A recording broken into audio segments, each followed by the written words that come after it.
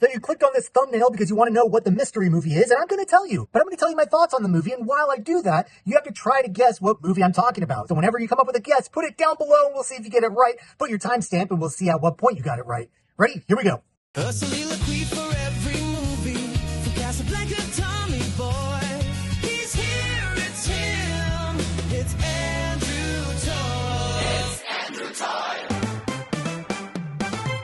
So when I was a kid, like between 11 and 17, my parents would go out to dinner every Friday night, and I would get Del Taco, my absolute favorite fast food. I would also swing by the video store and grab a movie from Blockbuster or my local video store, Video Depot, which is one of the very rare video stores still open today. It's on Lyons Avenue in California. I made it my goal to try to watch every action movie I could get my hands on. So I went through a period where I just pulled the newest action movie off the new release shelf and checked it out. And it was a hit or miss. I never knew what I was getting into, but I was always excited to get into the next one. This movie I did not remember very clearly, but I do remember renting it. So I went back recently and gave it another watch just to see if it holds up. So in this movie, it's like one of the main actors looked at Braveheart and said, "I want to do that. I want to talk with that accent, except I am not wearing a kilt."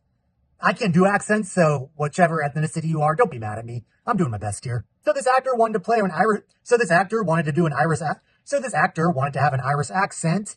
You keep saying it wrong. So this actor wanted to have an Irish accent, but for no reason what. So this actor wanted to have an Irish accent, but for no reason. Stop. What am I saying wrong? You're saying Irish. Irish. Yeah, you're like, so this actor wanted to have an Irish accent. Oh my gosh. You need to say it right.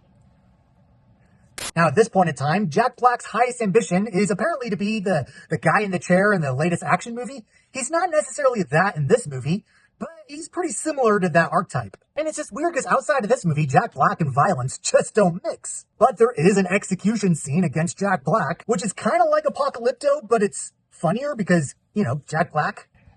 What did you do? What did you do?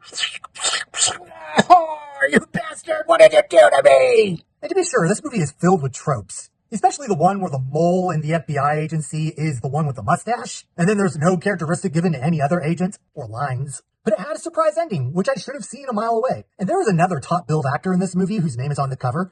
And he is menacing. You rarely see this guy play a bad guy, and he nails it.